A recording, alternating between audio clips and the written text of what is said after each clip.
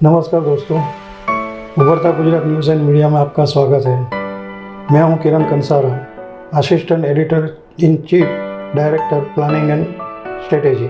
आइए आज मैं ऐसी शख्सियत को मिलाना चाहूँगा जो अहमदाबाद में और गुजरात में इंटीरियर डिज़ाइनिंग और टिम्बर मर्चेंट एसोसिएशन के जो प्रमुख हैं उनके बारे में, उसकी पर्सनल लाइफ और बिजनेस के अंदर क्या क्या डेवलपमेंट किया, किस संघर्ष किया, उसके बारे में उनकी जुबानी से सुनना चाहेंगे। तो चलो मिलते हैं अलय भाई से। अलय भाई, आपका परिचय खुद दीजिए और बाकी का प्रोग्राम आगे बढ़ाइए। थैंक यू फॉर इन्वाइटिंग अस। मेरा नाम अलय उपेंद्र भाई नागौरी है। मैं अभी अहमदाबाद टिम्बर मर्चेंट एसोसिएशन का करंट प्रेसिडेंट हूँ और हम लोग इंटीरियर डिज़ाइनिंग का फॉर्म है उससे भी जुड़ा हुआ हूँ मैं, पार्टनर इन इंटीरियर डिज़ाइनिंग। ये मेरी वाइफ है, she is my partner in interior designing firm, Kriti Nagauri.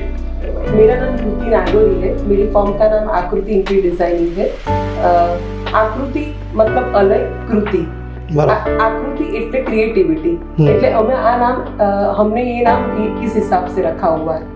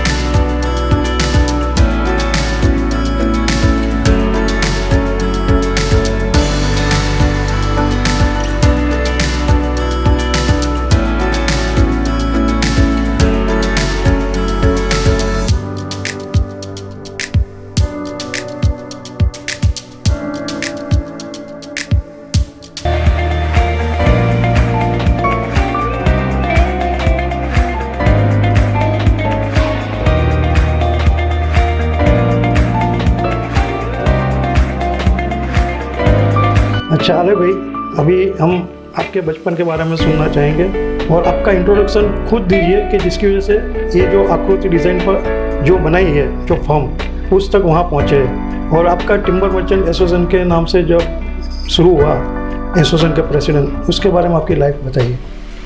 मैं आपको बताना चाहूँगा, मैं अभी 5th जनरेशन एंटरप्रेन्योर इन टिम्बर मर्चेंट। जैसे हमारा फैमिली बिजनेस है तो मैं 5th जनरेशन हूँ और हम लोग 180 ईयर्स से यही धंधे बिजनेस में जुड़े हुए हैं। मेरे बाप दादा परदादा यही काम करते थे सिंस 1841। तो we have rich legacy in timber business and currently I am the president of timber merchant, तो one of the youngest to head the association. तो काफ़ी सारी जिम्मेदारियाँ होती है जब आप यंगेस्ट हो, एक्सपेक्टेशंस भी बहुत सारी रहती है सबके पास। तो आई एम हैप्पी दैट हम लोग ये फुलफिल कर पा रहे हैं। मेरी टीम भी यंग है। और आपका बचपन किस तरीके से गुजरा? बचपन वॉज वेरी प्रिविलेज, क्योंकि हम लोग ना सिर्फ अहमदाबाद बल्कि पूरे गुजरात में बहुत जानी मानी हमारी कंपनी थी। कनेरल हरिलाल नागौरी नाम कहीं भी बोलो तो कोई भी रिलेट कर सकते, पूरे गुजरात में धंधा फैला हुआ था। और हम लोग जॉइंट फैमिली में रह रहे थे, तो पापा के भाई कजिन सब एक ही धंधे में एक साथ जुड़े हुए थे। Many branches in Ahmedabad, 4 branch थी।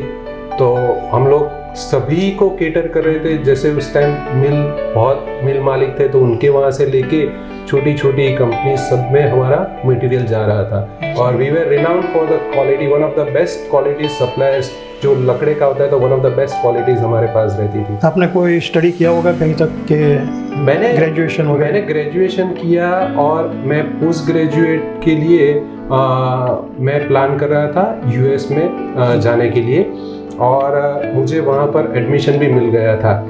बट समहाउ मुझे ऐसा लगा कि मैं किसी के लिए काम करने के लिए बॉर्न नहीं हूँ, मैं अपना खुद काम करूँगा। तो क्योंकि क्रिएटिविटी इंस्टिंक्ट भी थी, तो मुझे लगा कि कहाँ किसी का मैनेजमेंट में जाओ और किसी के अंडर काम करो। तो टुडे आई एम हैप्पी कि मेरा वो डिसीजन है, तो मैं वो डिसीजन के हिसाब से। तो आपके पिताजी ने क्या सपोर्ट किया कि आप अलग तरीके से अलग इमेज बनाइए या अलग बिजनेस के लिए आप अलग लाइन लीजिए? और उनका क्या सपोर्ट रहा? मेरे पेरेंट्स क्वाइट सपोर्टिव थे।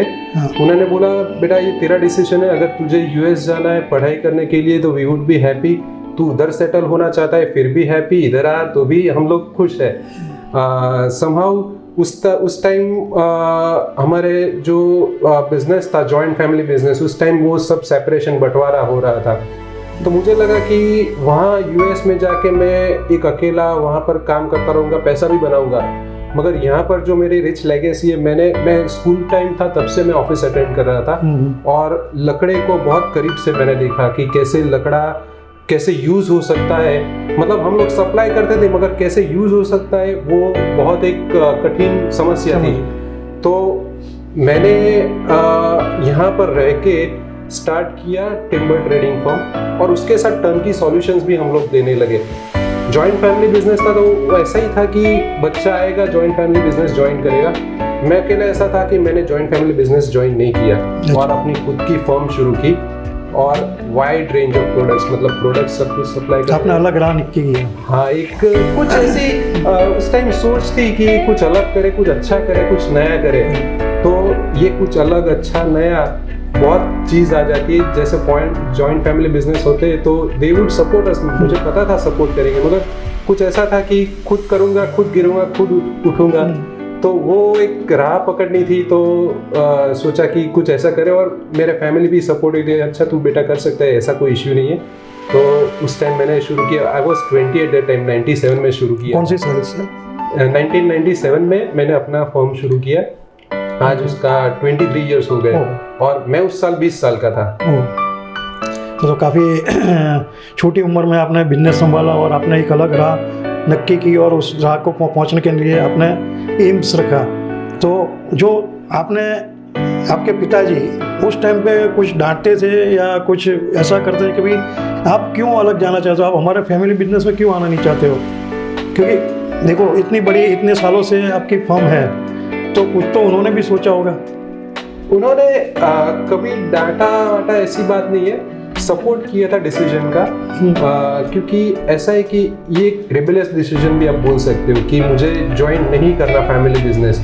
तो मैं रिबेल नहीं कर रहा था, मगर मेरा विजन कुछ अलग था। मैंने उनको समझाया, बैठ के समझाया कि मुझे ऐसा कुछ करना है, ऐसा कुछ करना है, कुछ अलग करना है। शायद उसमें लॉस भी जाएगा, शायद ऐसा भी होगा कि ये तू बेटा क्या कर रहा है, कुछ अलग ही गलत कर रहा है, मगर मुझे खुद गिरना है, एक बार उठना है। क्योंकि बहुत सारी मैनेजमेंट बुक्स में लिखा होता है कि ऐसा करोगे तो ऐसा आपका लॉस होगा, मगर कोई खुद सीखने को कोई तैयार नहीं है। तो एक सीखने की चाह थी उस टाइम, और जवानी का जोश, आप समझो गरम लो। तो दैट वाज फन। एक बहुत सारा था, लॉस भी किया धंधे में। पापा ने समझाया, डाटा कभी नहीं, मगर समझाया कि बेटा इसकी वजह से ऐसा कुछ किया होता है। मगर उस टाइम का डिसीजन था, कुछ ऐसे स्पॉन्टेनियस डिसीजंस थे तो लिए, कुछ आगे भी उसमें काम भी हुआ, कुछ बैकफायर भी हुए, बट स्टिल वो तो स्पॉन्टेनियस थे। मैम के साथ कैसे परिचय हुआ और किस तरीके से आप शादी में जुड़े, तो उसके बारे में ज़रा बताइए। कृति के साथ मेरा अरेंज मैरिज है। बहुत सारे लोग आज ऐसा समझते हैं कि हमारा लव मैरिज होना चाहिए, क्योंकि क्या है कि एक इंडस्ट्री से जुड़े हुए, शी इज़ इंटीरियर डिज़ाइनर, तो और मैं टिम्बर सप्लायर और टर्नकी सॉल्यूशंस देता था। तो आइडियली ऐसा होता है कि कुछ मुलाकात हुईगी और उसमें लव होगा, मगर इट वाज अरेंज मैरिज, और उसके बाद भी फेल इन लव। तो वो अच्छा, एक बहुत अच्छी journey, very beautiful journey that we are sharing. उनका 2003 में we met through our family friends. वो पापा के फ्रेंड थे और उनके पापा के कॉमन फ्रेंड थे, तो उन्होंने हमको मिलवाया और एक दूसरे का नेचर, एक दूसरे का थॉट प्रोसेस हमको पसंद आया। और उनका भी फैमिली का रिच लेगेसी, उनके पापा Nimish Besha, owner of Prarthana construction, he is no more right now, but बहुत बड़ा नाम 90s में रह चुका है और बहुत क्रिएटिव लोग थे। और उनकी बेटी में भी क्रिएटिविटी होनी चाहिए, ऐसा समझ के हम लोग ने शादी की और we are happy now, we have a daughter, she is 14। वो क्या करती है बच्ची? वो पढ़ाई कर रही है और पढ़ाई के साथ वो पूरी कृति की क्रिएटिविटी उसमें आई हुई है, बहुत क्रिएटिव है, कुछ ना कुछ नया नया वेस्ट में से कुछ बनाती है, कुछ ना कुछ ड्राइंग्स करती है। मैम, आप आपके बारे में थोड़ा कुछ बताइए कि आपके पिताजी के बारे में, आपके बचपन के बारे में, तो दर्शक मित्रों भी जानना चाहेंगे कि आप कैसे स्टेबल हुए और किस तरीके से इनके साथ जुड़े। मेरे जो फादर थे वो एकदम अलग तरीके से इंसान थे कि जैसे उनको ऐसा था कि नहीं, उनका नाम और उनको कौन सा कंस्ट्रक्शन? निमिष बेशा उनका नाम था, प्रार्थना कंस्ट्रक्शन। हाँ, प्रार्थना कंस्ट्रक्शन। और वो उनकी जो पूरी थॉट्स थी वो ऐसे थी कि इनके जैसे ही मैं बता सकती हूँ कि दे आर वेरी रिसेम्बल। क्योंकि मैं 90 में मुझे भी मालूम है कि प्रार्थना कंस्ट्रक्शन का नाम उस टाइम पे बहुत बड़ा नाम था कंस्ट्रक्शन लाइन में। हाँ, तो वो नाम था बड़ा, पर उसके पीछे उनका बहुत सारा संघर्ष था। जैसे कि आप देखो कि जब वो पहले तो वो सिविल इंजीनियर उनकी डिग्री थी, तो साइट पे जाते थे तो वो संडे भी छुट्टी नहीं रहते थे कई बार और साइट पे खड़े रहते थे, मतलब हार्ड वर्किंग नेचर बहुत था। उस टाइम इंग्लिश उनको गुजराती मीडियम में पढ़े हुए थे, पर इंग्लिश की सब बुक्स लेके पढ़ के अपने आप इंग्लिश बोलने का सीखा उन्होंने। दूसरी बात बताऊं तो हमेशा मुझे खुद को भी, हमें बच्चों को भी साथ में रख के हमारे साथ प्रोग्राम जो भी बाहर आने का भी कभी काम के कारण टाइम नहीं निकाल सके ऐसा नहीं हुआ। हमें हर रोज, हमको रात को स्कूटर था तब भी घुमाने ले जाते थे, गाड़ी था तब भी रात को हर रोज घुमाने ले जाते। आपका एजुकेशन क्या है? मैंने कहाँ तक पढ़े? मैंने 12th साइंस के बाद 5 years इंटीरियर डिजाइनिंग किया हुआ, SID किया हुआ। और उस टाइम भी मेरे फादर का था कि तुम होटल मैनेजमेंट में भी जा सकती हो, क्योंकि प्रार्थना कंस्ट्रक्शन जो था तो उसमें हॉस्पिटैलिटी, हाँ, सब civil engineer architects already form में थे, तो उनको ऐसा था कि चलो हमें कुछ होटल बिजनेस करना है। तो तब मेरी ऐसे थॉट कि नहीं भाई, पापा आपके साथ साइट पे जा रही हूँ, ये सब मैंने पहले से ही देखा हुआ था, क्यों मैं वो लाइन में जाऊँ, मुझे भी यही लाइन में आना है, क्योंकि मुझे भी अगेन क्रिएटिविटी और वो सब मेरा विजन था कि मुझे यही कुछ लाइन से जुड़ा होना चाहिए। मैं हमेशा बोलती थी कि मुझे नीचे जमीन पे लाइन ड्रॉ करने में मजा आती है। आपने अलग भाई को क्यों चुना? आपको प्रपोज करने वाले बहुत से युवा लोग होंगे। उसमें ऐसा मैं बता सकती हूँ कि एक जैसे मेरे फादर उस टाइम पे नहीं थे जब हमारा नक्की हुआ, तब फैमिली फ्रेंड थे, उनके थ्रू हमारा नक्की हुआ।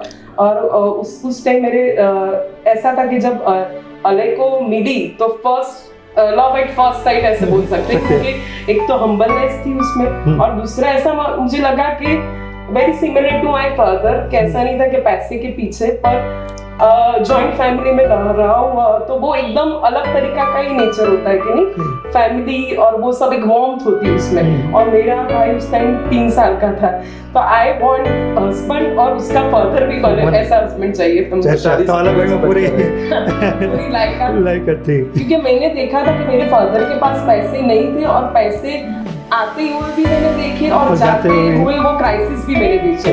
तो पैसे की मेरे लिए कभी इतनी वैल्यू नहीं थी। बिल्डर्स वगैरह काफी सारे प्रपोजल था, पर मैं मेरी मदर को बोली नहीं मुझे इसमें नहीं करना। पर ही इज द वन के नहीं, ऐसे देखते हैं ऐसा लगता है कि नहीं, इसके साथ वो मेरे काम में भी सपोर्ट करेंगे। और मेरे फैमिली भी ऐसा था, जहाँ मेरे मतलब शादी मतलब ऐसा नहीं होता है कि शादी अलग से करनी। जब मैं यहाँ मैं गई और मेरे मदर इन लॉ और फादर इन लॉ से मिली, तो उनका नेचर में मुझे ऐसा लगा कि दे आर वेरी सपोर्टिव।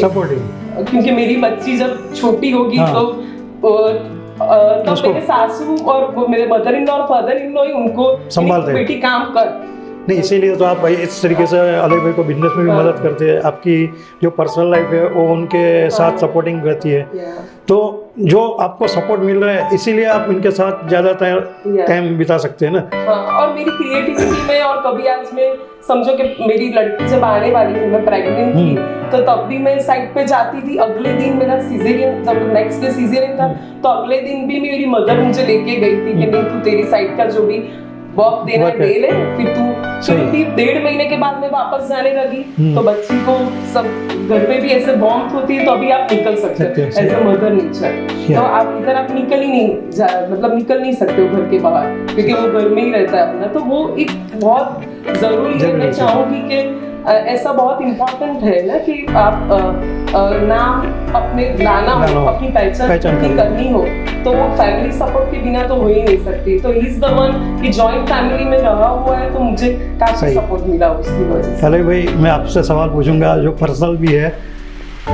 हर एक आदमी के पीछे जब सक्सेस होता है तो बीवी का ही हाथ होता है, और बीवी, सब लोग ऐसा ही बोलते हैं कि भी मैंने जो भी त्याग और कोई भी मेरे साथ काम किया उसकी वजह से मैं आज आ गया हूँ।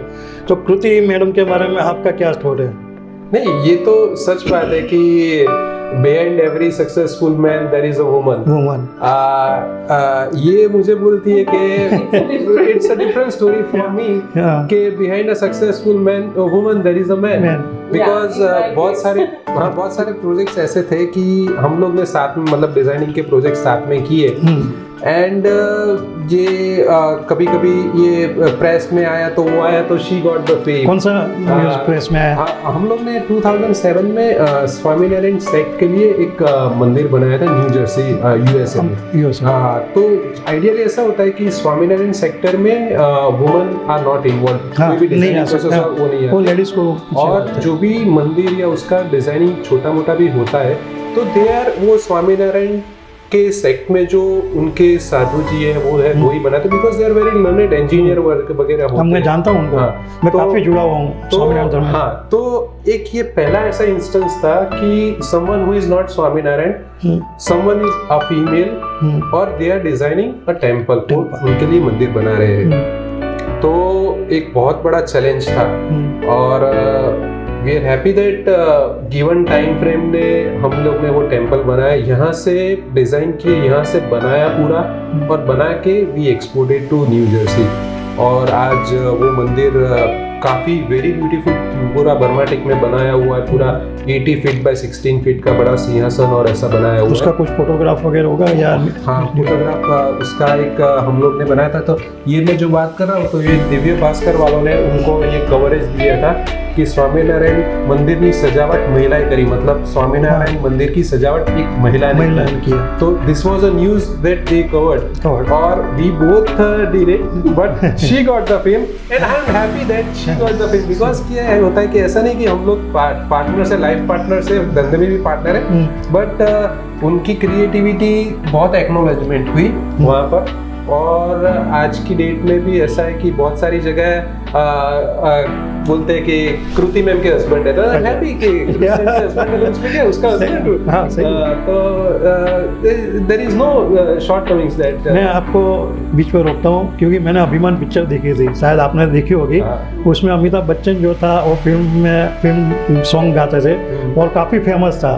फिर उसकी शादी होती है जया बच्चन जी से, जो वही लाइन पे थी, तो दोनों एक ही लाइन पे थे। जिस दिन उनको एहसास हुआ कि जया बच्चन जी मेरे से ज़्यादा आगे निकल गई है, लोग उसकी पब्लिसिटी बहुत ज़्यादा हो रही है, तो वो अभिमान उसको अंदर अंदर निकालने लगा और दोनों के बीच में झगड़ा हो गया और दूर हो गए। तो ऐसा क्यों होता है, किस तरीके से आप देखते हो? तो आज उसका तरीका आप किस तरीके से सॉल्यूशन में लाओगे? नहीं, देखिए ऐसा है कि ये एक ह्यूमन नेचर है। हाँ, कि ऐसा नहीं है कि पत्नी आगे जाए, इवन भाई भी आगे जाए तो कभी ऐसा लगने लगता है इंफीरियरिटी कॉम्प्लेक्स। बट मुझे पहले से ऐसा था, secured, I am secured person, मुझे इनसिक्योरिटीज बहुत नहीं है। और कोई आगे जाए मेरे से, मेरे साथ में रहे, इसमें ऐसा है कि आगे जाए मतलब शी गेट्स नोटिस, तो और उसका स्वभाव भी ऐसा है कि वो मेरे से ज्यादा वो इंटरएक्टिव है, सबके साथ घुल मिल जल्दी जाती है, तो उसका फेम आता है। तो मैं हैप्पी कि वो आगे जा रही है और शी एक्नॉलेज कर रही है कि भी मेरा हस्बैंड सपोर्ट कर रहा है, तो तो ऐसा बहुत कम जगह होता है कि हस्बैंड वाइफ में अगर कोई आगे पीछे रहता है तो भी मतलब हमको ऐसा कोई इश्यू नहीं है। और मेरी इंडस्ट्री मतलब मेरे ड्यूल प्रोफेशन में हूँ, because I am into timber trading, I am designing. तो ऐसा होता है कि काम में और इसमें व्यस्त रहते हैं तो ऐसी सोच आती ही नहीं है दिमाग में कभी भी। और कभी भी फ्री पड़ते तो मैं जैसे स्पोर्ट्स में बहुत इंटरेस्टेड हूँ, म्यूजिक में बहुत इंटरेस्टेड हूँ। मैं खुद हारमोनियम, गिटार या माउथ ऑर्गन या फ्लूट सब कोई गाना बना कोई अगर है तो आप सुना दीजिए, गुनगुना दीजिए तो हम दर्शक मित्रों को भी सुनाते। एक कृति के लिए मैं काफी ये सॉन्ग गाता हूँ, तो एक मैं गाना चाहूँगा। तुमसे मिलके ऐसा लगा, तुमसे मिलके अरमां हुए पूरे दिल के, है मेरी जाने वफा, तेरी मेरी तेरी एक जान है, साथ तेरे रहेंगे सदा, हम तुम न होंगे जुदा। बहुत बढ़िया, बहुत बढ़िया। तो दर्शक मित्रों, ये जो अलग भी उनकी कहानी आगे जारी रहेगी। अभी से थोड़ा एक ब्रेक लेंगे, ब्रेक के बाद आगे की सब कहानी सुनेंगे।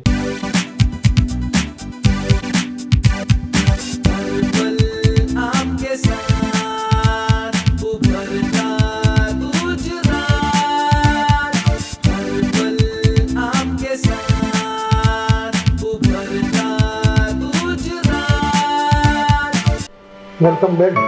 जीना इसे कहते हैं कार्यक्रम आगे जारी रखते हुए हम अलग भाई से पूछेंगे कि भी आपने जो बिजनेस किया, जो आपका बिजनेस चल रहा है, वो बिजनेस के बारे में ज़्यादा बताइए और उस बिजनेस में कौन सी प्रोडक्ट है और किस तरीके से आपका बिजनेस डेवलप किया, उसके बारे में ज़्यादा डिटेल्स में बताइए। मैं आपको बताना चाहूँगा, because I am in dual profession, एक टिम्बर ट्रेडिंग और एक हमारा डिज़ाइनिंग, इंटीरियर डिज़ाइनिंग फॉर्म है। तो टिम्बर ट्रेडिंग के डिटेल्स मैं आपको पहले बताना चाहूँगा। तो हम लोग टिम्बर ट्रेडिंग में जो वर्टिकल है हमारा, उसमें हम लोग वुड, प्लाईवुड, वीनियर्स, लैमिनेट्स और डेकोरेटिव शीट्स का हम लोग सप्लाई करते हैं। ये जो हमारी रेंज है वो एक अच्छी क्वालिटी जो आप घर में यूज़ कर सकते हो, ऐसे हम लोग सप्लाई करते हैं। यही जो अच्छी कंपनीज का, अच्छी क्वालिटीज़ के है, उसी चीज़ को हम लोग प्रमोट करते हैं और बेचते हैं। क्योंकि आफ्टर ऑल एक ऐसी बात है कि अच्छी चीज़ बेचोगे तो ग्राहक आपके पास आएगा और फिर से याद करेगा। एक कहावत, मतलब एक प्रोवर्ब है, a satisfied customer would give you 10 more referrals. और अगर एक खराब हुआ तो 100 लोगों को जाके बोलेगा कि इसका अच्छा नहीं है। नहीं, मगर कंपनी जो प्रोडक्ट बनाती है और आप खुद बनाते हो, तो कंपनी जनरली जो कस्टमर है वो कंपनी प्रीफर ज़्यादा करते हैं। तो आप में ऐसा क्या होता है प्रोडक्ट में कि आप उससे पैसे में भी कंपटीशन कर सकते हो और आपका भाव जो डिसाइड करते हो उस भाव से वो कस्टमर लेते भी है और सेटिस्फाई होते हैं। ये चीज़ ज़्यादातर प्लाईवुड और विनियर में होती है कि एक ब्रांडेड होती है, जो मतलब जो ब्रांडेड आप किसको बोलते हैं कि जिसकी एडवर्टाइजमेंट ज़्यादा रहती है, आपको everywhere they are present in social media, मतलब न्यूज़ प्रिंट्स में जब। और दूसरी जो एक कंपनी होती है, they are not advertising their product. तो हम लोग ऐसा ट्राई करते हैं कि जिसकी क्वालिटी एट पार, मतलब जो ब्रांडेड की है वही क्वालिटी का हम लोग मटेरियल, मतलब हम लोग जब कभी किसी कंपनी को प्रमोट करते हैं तो हम लोग पहले उसकी फैक्ट्री पे विजिट करते हैं, वो लोग क्या मटेरियल यूज़ करते हैं, उनका सेटअप कैसा है, मैन्युफैक्चरिंग फैसिलिटीज़ कैसी है, वो हम लोग देखते हैं। और हमको अगर लगे कि ये अच्छी बना रहे, एट पार कोई भी प्रोडक्ट की बना रहे, तो ही हम वो कंपनी का उस प्रोडक्ट को प्रमोट करते हैं। तो इसके हिसाब से आज हमारा जो नाम है मार्केट में कि जो हमारे हम जो जिस चीज़ को सप्लाई करते हैं, तो एक ऐसी हमारी इमेज बन गई कि this people would supply you, एक बहुत अच्छी प्रोडक्ट सप्लाई करेंगे और एक रीजनेबल रेट से सप्लाई करेंगे। क्योंकि सर ऐसा होता है कि अगर जो ब्रांडिंग करते हैं तो ऑब्वियसली उसकी कॉस्टिंग आती है, तो कॉस्टिंग वो कंज्यूमर पे ही जाती है। ये जो हम ब्रांडिंग नहीं करते और वही प्रोडक्ट, तो वो जो सप्लाई, मतलब वो कस्टमर है वो हम पे विश्वास रखता है कि भाई ये अलय भाई नागौरी की आकृति वुडक्राफ्ट से ये मटेरियल आ रहा है तो इनकी क्वालिटी अच्छी होगी और ये रेट्स भी इनके बहुत कम्पिटिटिव होंगे। तो इस हिसाब से हम लोग ये मटेरियल अभी प्रमोट कर रहे हैं, be it veneer, be it plywood, be it laminate sheet. और लकड़ा हम लोग ज़्यादातर टीकवुड का प्रमोट करते हैं। इसमें क्या होता है कि जो इंटीरियर डिज़ाइनिंग में जो अच्छी प्रोडक्ट्स अच्छे लोग को यूज़ करनी है तो टीकवुड का ही लाइफ लॉन्ग बहुत अच्छी होती है, मतलब वो जनरेशन तक चल रही है। आपने कभी सुना होगा कि ये मेरे चेयर है वो मेरे दादाजी के ज़माने की है, कोई बहुत सारे लोग ऐसे बोलेंगे। तो ये हम लोग ऐसा प्रमोट करना चाहते हैं कि आप ये जो चीज़ है वो ऐसी लीजिए कि रन्स फॉर जनरेशन। ऐसा नहीं है कि ये कुछ सस्ती वस्ती उठा ली और 2-3 साल के बाद वो आपको स्क्रैप करके फेंक देनी है, क्योंकि उसमें कॉस्टिंग मतलब बहुत लंबा फर्क नहीं रहता, मगर उसकी जो वैल्यू है, जो उसकी आपकी लॉन्जेटिविटी है, तो हम लोग ऐसा प्रमोट करते हैं कि जो लॉन्जेटिविटी रहती है, जो आपको इश्यू नहीं है, ऐसी प्रोडक्ट्स आप यूज़ कीजिए। तो हम लोग ट्राई करते हैं कि हमारे कस्टमर को कि हम लोग विश्वास दिला सकें ये बात का। तो जो लकड़ी की जो प्रोडक्ट है वो कितने प्रकार की होती है और कैसे किस तरीके से कॉम्पिटिटर्स भी यूज़ करते होंगे, तो आप डिफरेंस वगैरह तो दिखाते होंगे? हाँ, हम लोग जैसे लकड़े में है तो टीकवुड के बहुत सारी क्वालिटीज़ आती है, मतलब अलग अलग। अभी टीकवुड जो आ रहा है मैक्सिमम अफ्रीका से आ रहा है, तो अफ्रीका के अलग अलग कंट्रीज से आ रहा है, आइवरी कोस्ट से आ रहा है, सूडान से आ रहा है, पनामा से आ रहा है, बेनिन से आ रहा है। तो जिसका उसमें लॉग्स होते हैं, तो जिसके लॉग्स मतलब उसकी गर्द ज़्यादा होती है, उसमें से माल अच्छा निकलता है, जो उसकी फाइनल प्रोडक्ट निकलती है दैट इज़ मोर स्टेबल। तो हम लोग भले थोड़ा कॉस्टिंग ज़्यादा बैठता है, मगर हम लोग वही मटेरियल की क्वालिटी बेस्ड ज़्यादा खरीद करते हैं। और इसके अलावा नॉन टीक बहुत सारी चीज़ अभी मार्केट में आ रही है। तो एक पाइन वुड की बहुत सारी क्वालिटीज़ आ रही है, फिर लोकल मटेरियल मतलब हार्डवुड आता है, मैंगो वुड आता है। साग का नाम बहुत सुना है, लोग साग के लकड़े का यूज़ ज़्यादा करते हैं, तो उसके बारे में क्या है? मैंने जैसे बताया कि साग रन्स फॉर जनरेशन, कि आप अगर आज का अच्छा साग की आप चेयर या बेड या कुछ भी बनाओगे तो जब तक आपके बच्चे भी उसको यूज़ करेंगे तो भी उसका कुछ इश्यू नहीं है, क्योंकि उसके that is the most stable would साग। और वी आर ब्लेस्ड कि हम लोग को इंडिया में मिल रहा है। 1995 से इंडिया में बैन हो गया है फॉरेस्ट डिफॉरेस्टेशन, तो इसलिए ज़्यादातर अभी अफ्रीका से आ रहा है। बाकी बिफोर 1995 हम लोग को अपने इंडिया के सेंटर्स, अलग अलग सेंटर्स थे। जैसे अभी आप देखो तो वलसाड़ी साग बहुत अच्छा मिल रहा है, मगर वो आपको जब कभी ऑक्शन होता है, कुछ काट पीट होती है, गवर्नमेंट करती है, तो टेंडर से मिलता है, टेंडर में से उसमें मिलता है। बर्मा टिक बहुत अच्छा वुड है, मगर बर्मा की गवर्नमेंट ने वो बैन कर दिया है, ट्री फेलिंग्स, तो उसकी भी शॉर्टेज है अभी। और अफ्रीका से भी काफ़ी ज़्यादा मटेरियल हमको मिल रहा है। तो आसाम के जंगलों में से वगैरह जो हमने सुना है उसमें से भी कुछ आता होगा ना? नहीं, आसाम में से जो पहले ट्री फेलिंग होता था वो बैन हो गया है, तो आसाम में से कोई नया मटेरियल इधर नहीं आ रहा है। कुछ आएगा, वो भी जैसे अब हमको जैसे वलसाड़ से मिलता है ऑक्शन में से, वही आसाम में से, मगर बिकॉज की उसकी बहुत क्वांटिटी नहीं होती तो वो वहाँ के सेंटर्स में मतलब ईस्टर्न स्टेट्स में ही उसका खरीदी हो जाती है, यहाँ तक नहीं आता।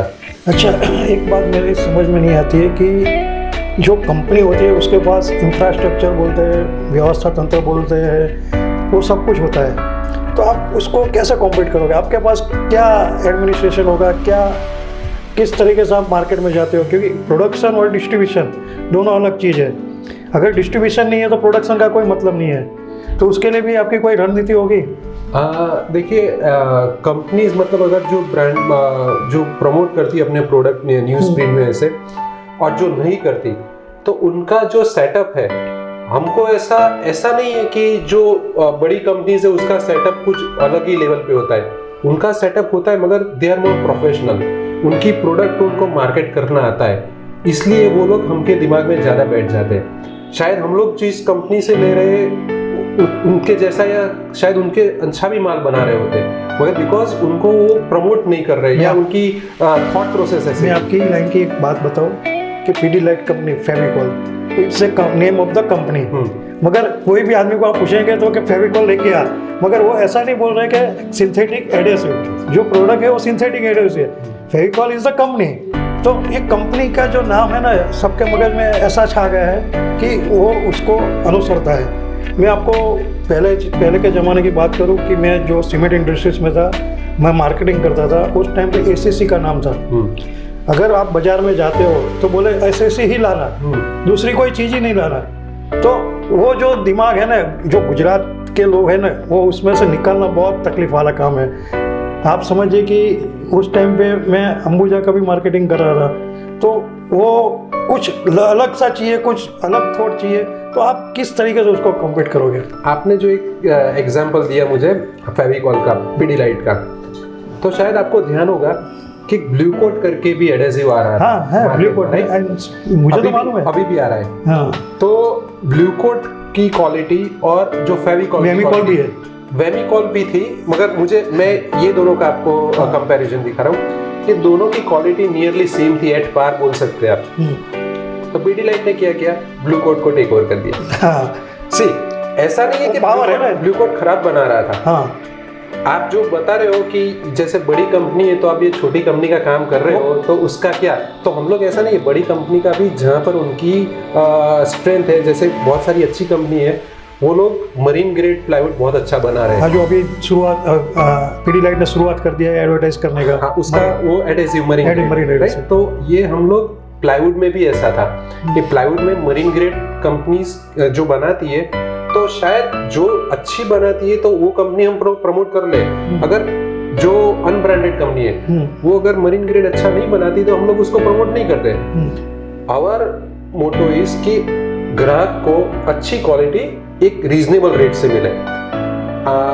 कभी भी आप देखना कि मेंटालिटी कस्टमर्स की क्या होती है, सस्ता चाहिए। वही सस्ता, ये एक ऐसा वर्ड बन गया है कि सस्ता दे के मतलब उसकी कोई क्वालिटी वैल्यू कुछ कोई देखता नहीं है। तो एक रीजनेबल प्राइस वाला आप देखोगे तो अगर जो सप्लायर है, हमारे जैसे सप्लायर है, अगर वो उसकी प्रोडक्ट में R&D करे, जैसे मैंने मेरी कंपनी जब स्टार्ट की थी तो मेरा ऐसा था कि मैं जो चीज़ बेचूंगा तो उसकी कंपनी, उसकी मैन्युफैक्चरिंग प्रोसेस, उसका सोर्सिंग क्या है वो मैं जान के ही बेचूंगा।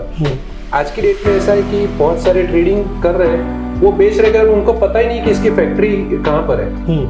मैंने बोला ये 10 रुपए में ले ले, तो वो बोला ठीक है मैं 10 रुपए में लेके 11 रुपए में बेच देता हूँ, और उसको क्या पता है कि 10 रुपए की वैल्यू है भी नहीं। चाहिए।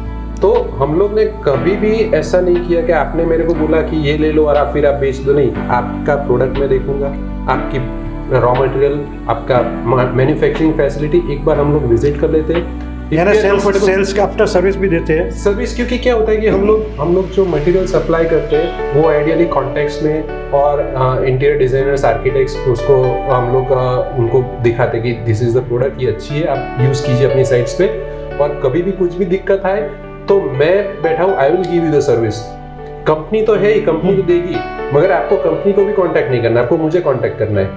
तो मैं ऐसा आज गर्व के साथ बोल सकता हूँ कि मेरे पास 99.9% सेटिस्फाइड कस्टमर्स है।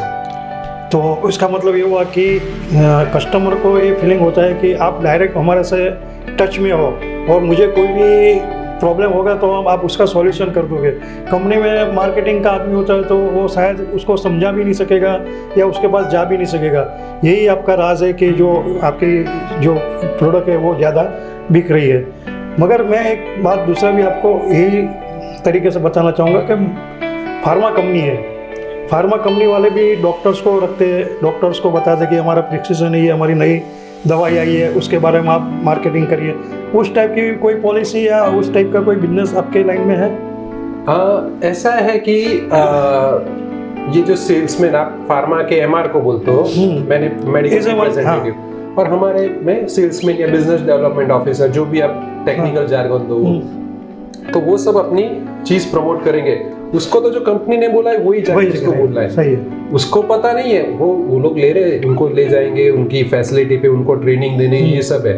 मगर मुझे एडवांटेज क्यों है, मेरी कंपनी को एडवांटेज क्यों है कि बिकॉज मैं ये 5th जनरेशन एंटरप्रेन्योर हूँ, यही लकड़े में ऐसा बोल सकते हैं मेरी खून में नसों में लकड़ा ही है।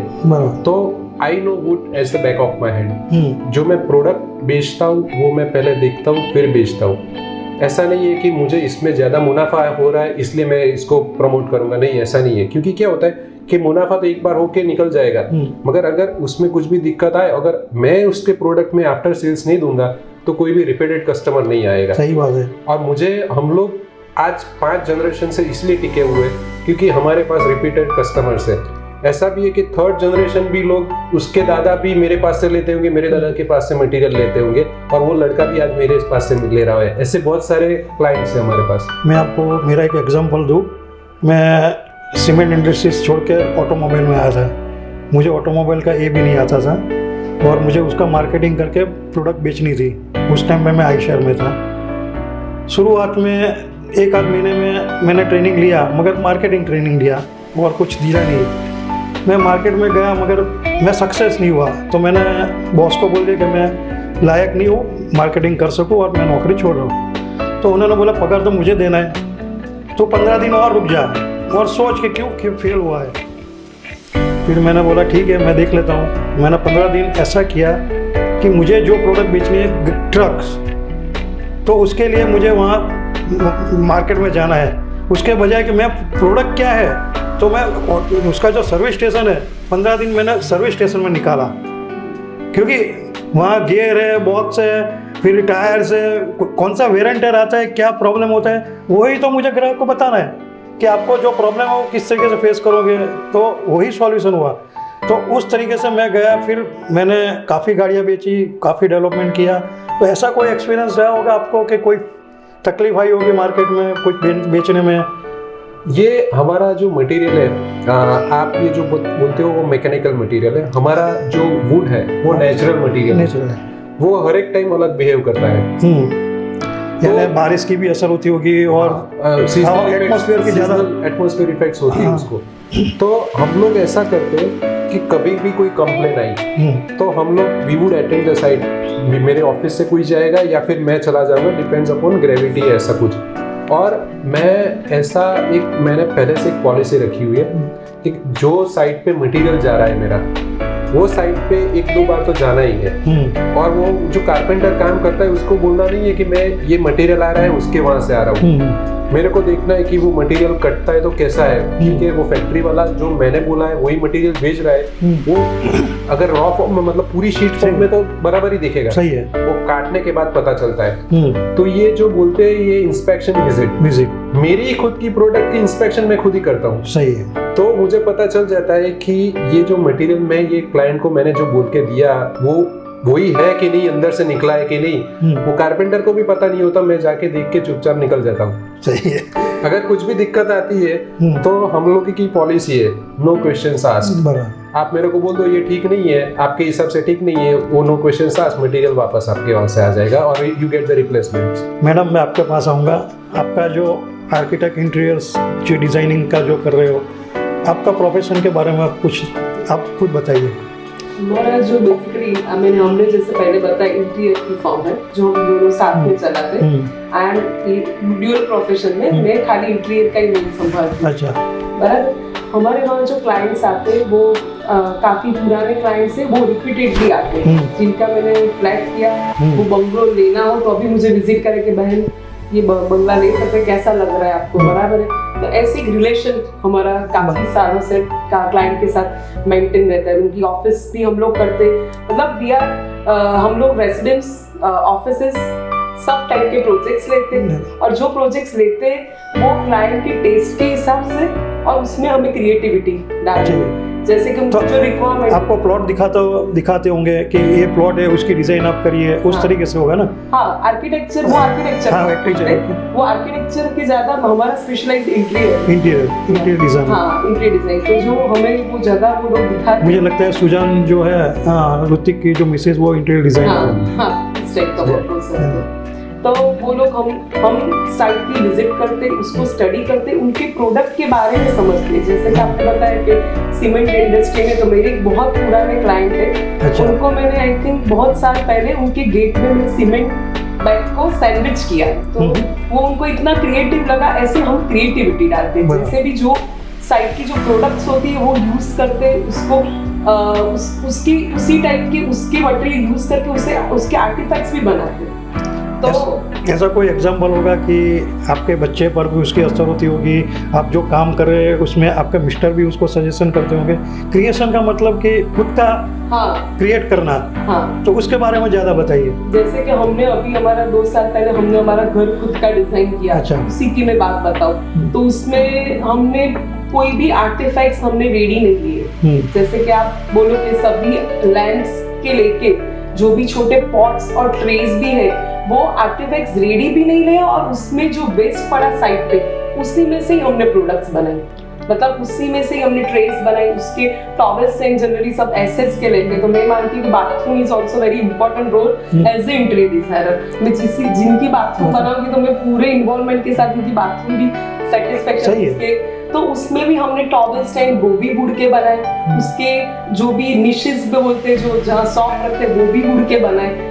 तो मुझे इनसे पता है कि वो वुड, वो बोलते हैं कि क्यों बाथरूम में वुड ले, वुड थोड़ी बाथरूम में यूज कर सकते हो। तो मुझे इनका नॉलेज अप्लाई होता है तब कि वुड यूज कर सकते हो। अब मैं समझाती कि आप बंगलों के जो चौखट होते जो window outside window that is of would, तो आप उसमें वुड यूज कर सकते, तो बाथरूम में क्यों नहीं कर सकते। फिर उनकी एक रेंज होती है WPC, राइट, PVC मटेरियल, तो उनके बेसिन के नीचे उसके बक्से बनाते हैं। तो उसमें उनमें भी अगेन इनका नॉलेज मुझे काम में आता है टू कन्विंस माय क्लाइंट्स। तो मैं उसमें भी ऐसा बोलती हूँ कि उसके मैं बॉक्स बनाती हूँ और उसमें पूरे ड्रॉर्स भी देती हूँ। जैसे कि आप बाथरूम में, मैं बाथरूम का इसलिए बताऊँ कि वो एकदम स्मॉल स्पेस है और उसको इंटीरियर करना मतलब एक चैलेंजिंग जॉब होती है। तो उसकी जो बाथरूम के जो नीचे का जो रैक होता है वो भी WPC का बना हुआ होता है। तो आपके बाथरूम के काउंटर के ऊपर ऐसी चीजें बहुत बाहर नहीं दिखती, आप सब चीज अंदर अच्छे से हाइड कर सकते हो और आपकी रिक्वायरमेंट और अच्छी बाथरूम के मिरर के पीछे लाइट भी लगाते हो। जो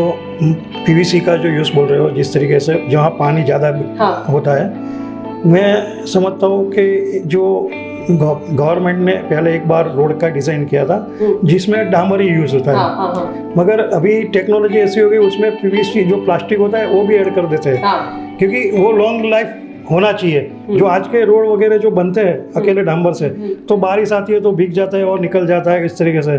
तो उसको भी उस तरीके से मटेरियल बनाया कि रोड पूरा लाइफ 10 साल 15 साल उसको कुछ नहीं हो। तो इस तरीके से आपने भी सोचा कि भी प्लास्टिक का यूज उसमें भी किया जाए तो लाइफ उसकी भी बढ़ेगी और काम में भी आएगी। मोरना इंडा चितरवा ना पड़े। तो आपकी बच्ची के ऊपर कौन सी असर होती है, क्या असर होती है? वो हमेशा मुझे बोलती है कि मम्मा as a interior designer you are a decorator और डिजाइनर। तो मैं हमेशा उसको प्रूव करने के लिए भी बोलती हूँ कि नहीं, वी आर प्राउडली से कि वी आर डिजाइनर, क्योंकि डिजाइनर का मतलब मेरे हिसाब से होता है कि आपके घर में से जो चीज बनाई वो रादर देन रेडी से बने, रेडी लाओ, आउटसोर्सर को उसकी जगह खुद बनाओ। और जनरली क्या होता है कि डिजाइनर जनरली क्लाइंट पर भी एक्सपेरिमेंट करते हैं, तो मैं मानती हूँ खुद को भी एक्सपेरिमेंट करने चाहिए। जैसे तो मैं हैंडल्स भी हमारी साइड के होते हैं वो भी कस्टमाइज ही बने हुए थे वुड के। वो कई लोग बोलते हैं कि आप वुड बहुत यूज करते हो क्योंकि आपके हस्बैंड का बिजनेस है इसलिए आप wood use. No, it's not like that, we can play with wood more. और हमारी साइट्स पे जो पेंटिंग्स होते हैं वो भी आपको मैंने जैसे बताया कि हमारे पास ऐसे आर्टिस्ट से उससे हम क्रिएटिवली वो पेंटिंग्स डेवलप करते हैं और उसको साइट पे रखवाते अलग तरीके से। तो उसमें भी ये सब देखने से मेरी डॉटर की वो भी काफी क्रिएटिव होती। तो एक बार उसका एक डिबेट आई कि मम्मी ये सब साइट में तूने सब आर्टिस्ट के पास करवाए पेंटिंग, पर ये साइट पे ऑफिस है तो क्यों तूने रेडी ली? तो मैंने क्लाइंट का बजट नहीं है तो यहाँ तो रेडी लेने बोलते। तो उसकी मुझे उसने रेमेडीज बताई कि मम्मा ऐसा कर, तू डिजिटल पेंटिंग करवा और उसको खाली आर्टिस्ट से टचअप करवा, तो तेरे पेंटिंग रेडीमेड भी नहीं लगेगा और उसमें एक टचअप आएगा। तो वो भी एक क्रिएटिव, जैसे कि किसी का वॉल का बिजनेस है तो उसके हम ग्राफिक्स बनवाते हैं और उसका टचअप आर्टिस्ट से करवाते हैं। तो वो एक क्रिएटिव भी रखता है, किसी की प्रोडक्ट्स भी हाईलाइट्स होती है। और एक अलग आप बोलते हो कि उसमें आप बोलते हो मोरना इंडा चितरवा ना पड़े, तो वो एक बच्चे ये सब देखते हैं तो उनको भी इंस्पिरेशन मिलता है। और नई जो जनरेशन के लिए बहुत इम्पोर्टेंट है कि आप मतलब मेहनत वाला जो काम है वो करो rather than ready solution. Yes. जैसे कि आप बोलो कभी सीरी बन गई गूगल में, तो बच्चे क्या कुछ भी हो तो गूगल अप्लाई करते हैं, करते सही हैं। है। इसमें भी ऐसा है कि आपके पास रेडी जो मार्केट है दैट इज लाइक गूगल। हाँ, हम लोग कहीं चीज रेडी लेते हैं, पर वो भी इस उनसे लेते हैं जो कस्टमाइज बनाते हैं, मतलब सही। हमारी रिक्वायरमेंट से बनाते हैं, तो वो ज्यादा ये ना कॉपी करने से खाली कॉपी नहीं करनी है, उसके ऊपर दिमाग भी अप्लाई करना है। हाँ सही है। हाँ तो अरे भाई, मैं आपसे बात करूंगा कि आपके प्रोफेशन में, बिजनेस में आपने क्या क्या संघर्ष खेला, कि हर एक आदमी को कुछ ना कुछ संघर्ष तो होता ही है, तो आपके जीवन में क्या संघर्ष आया और किस तरीके से उसको टैकल किया? मैंने जब बिजनेस शुरू किया था 97 में, तो 97 अब ऐसा था कि उस साल 97 के बाद 98 से इकोनॉमी काफ़ी, अपनी इंडियन इकोनॉमी काफ़ी डाउन जा रही थी। तो कभी ऐसा होता है कि जैसे आप रेस जा रहे हो, रनिंग रेस जा रहे हो, फर्स्ट स्ट्राइड में आप गिर जाते हो तो आपको लगता है अभी तो मैं कहाँ पर फिनिश लाइन पे नहीं पहुँचूंगा। तो जीवन के पहले, मेरे प्रोफेशनल ईयर्स में पहले 2-3 साल में ही मुझे लॉस हुआ, कंपनी में लॉस हुआ। मैंने जो एक्सपोजर्स लिया था तो बिकॉज मैंने वो कंस्ट्रक्शन कंपनीज को मटेरियल सप्लाई किया था, कहीं पर मैंने काम करके दिया था, तो वहाँ पर से पेमेंट नहीं आया, ये वो बहुत सारे इश्यूज होने लगे, लेबर इश्यूज होने लगे साइट पे।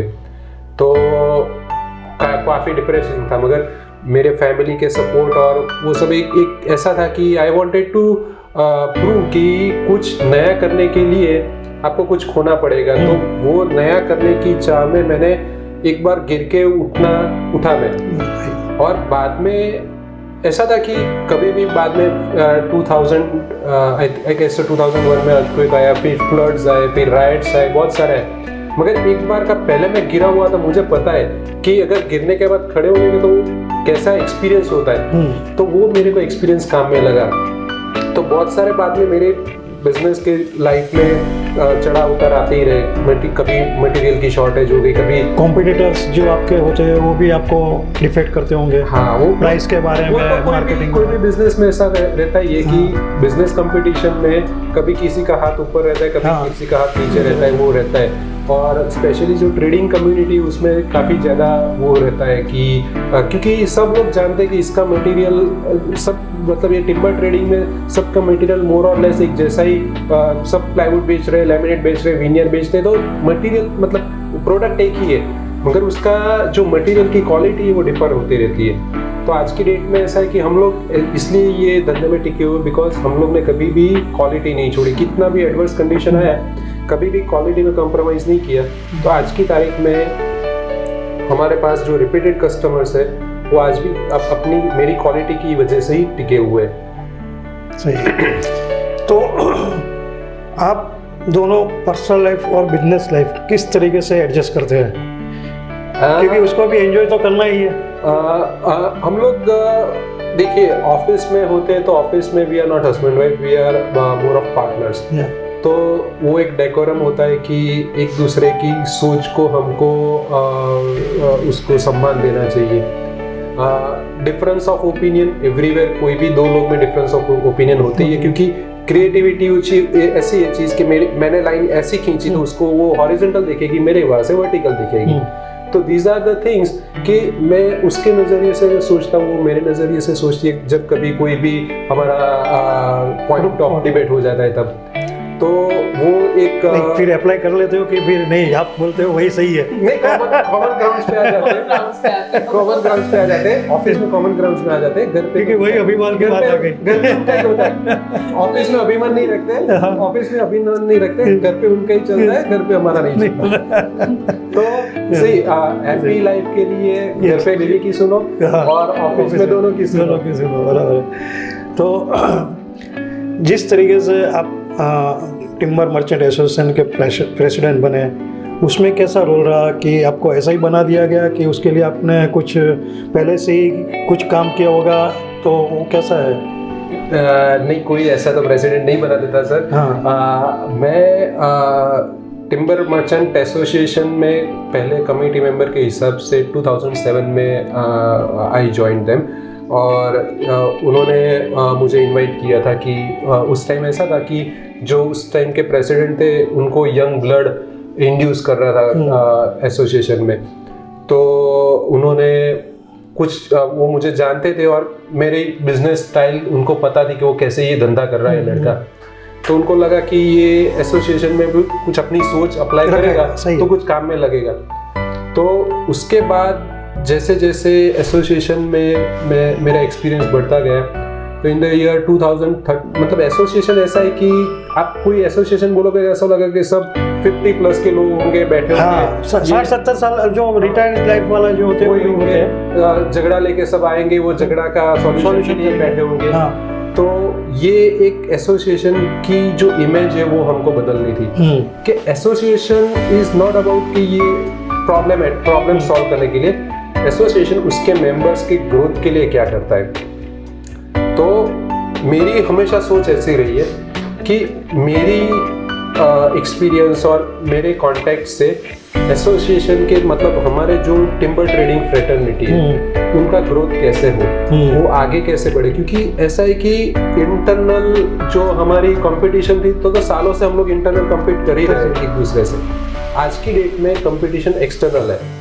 आप देखो तो इम्पोर्टेड फर्नीचर पिछले 10 साल में इतना सारा आ गया इम्पोर्टेड फर्नीचर। अगर इम्पोर्टेड फर्नीचर आता है तो सीधी सी बात है कि रॉ मटेरियल अपना नहीं जा रहा है, और रॉ मटेरियल अपना नहीं जा रहा है तो सीधी असर हम लोगों को पड़ता है। शिप ब्रेकिंग होता है, शिप वुड यूज होता है, शिप ब्रेकिंग का वुड यूज होता है वो बहुत कम, क्योंकि उसकी यूजिंग पैटर्न बहुत यूजेज पैटर्न डिफरेंट है। अच्छा। और वो टीक वुड नहीं होता। अच्छा। और जो लॉन्ग लाइफ तो होता है ना, क्योंकि पानी में रहता है ना पूरा दिन शिप। वो डिबेटेबल है। अच्छा। क्योंकि वो अलग सब्जेक्ट में ले लेंगे। वो सब्जेक्ट पूरा अलग है। और ये हम लोग ने यूज किया है मेरी खुद की ऑफिस में। आप देखोगे तो ये रिक्लेम वुड है पूरा, और रिक्लेम वुड को यूज करना, उसकी पैटर्न उसका कैसे समझना वो बहुत इंपॉर्टेंट है। वो एक डिजाइनर एस्पेक्ट, तो कृति का भी उसमें काफी योगदान था, मुझे मटेरियल का था। तो एस्थेटिक्स और मटेरियल का कैसे बनाते तो वो रिक्लेम वुड की बात होती है।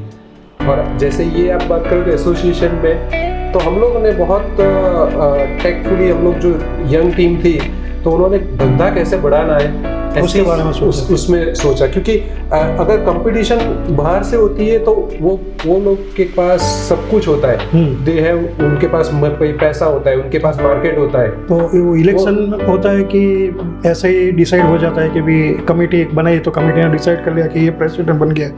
क्योंकि मैंने ट्रांसपोर्ट एसोसिएशन में देखा है कि वहाँ इलेक्शन होता है, हमारे समाज में भी इलेक्शन होता है।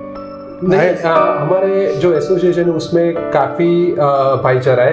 तो इलेक्शन बहुत कम बार हुआ, शायद उसकी पूरी हिस्ट्री 1947 में एसोसिएशन फॉर्म हुआ तो आज तक 2 ही बार इलेक्शन हुए, बाकी सब सिलेक्शन में हो जाता है। हाँ, जो कमेटी होती है वो वही कमेटी डिसाइड कर लेती है। कमेटी होती है, जो एक्सपीरियंस होता है, जिनको उनको लगता है, जो पास्ट प्रेसिडेंट्स होते हैं, ये लोग सब बैठते हैं और जो सीनियोरिटी भी देखते हैं, उसकी विजन भी देखते हैं, सब देखते हैं। आज ऐसा होगा कि मैं आज प्रेसिडेंट हूँ तो मेरे से कोई सीनियर भी होगा, मगर एक विजन भी था, तो विजन के हिसाब से उनको लगा कि ये अलग का काम अगर एसोसिएशन में अगर वो आता है, प्रेसिडेंट बनता है, तो उसकी सोच हमको काम में लगेगी।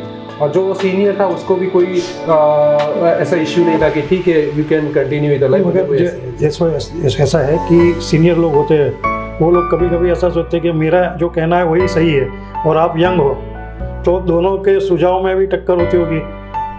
क्योंकि जनरली कैसा होता है कि जो बाप होता है ना वो बेटे को बोलता ही है कि मेरा कहना मान, तुझे नहीं समझ आई, तुझे समझ में नहीं आएगा। तो ऐसा कुछ होता है वहाँ? ऐसा मतलब विजिबली से ऐसा नहीं होता, मगर बहुत डेमोक्रेसी से हम लोग काम करते हैं। कभी भी कोई सुझाव होता है, मेरा सुझाव होता है, मेरे कोई सीनियर होते हैं उनका सुझाव होता है, तो वे डिस्कस, वो कमेटी में हम लोग डिस्कस करते हैं, जो वायबल है वो हम लोग करते हैं।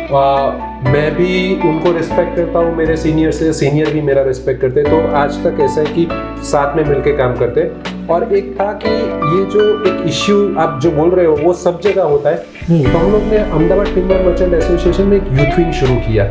यूथ विंग मतलब ऐसा था कि जो नया जिसने ट्रेड ज्वाइन किया, सेकेंड जनरेशन धंधे में आती है, तो लगभग वो 20-22 साल के होते हैं। तो एक एज लिमिट रखी कि 20 to 40 ईयर्स के बीच में जो होते हैं तो उनको हम लोग यूथ विंग में वो इनवाइट करते थे, मतलब वो मेंबर्स बनते थे।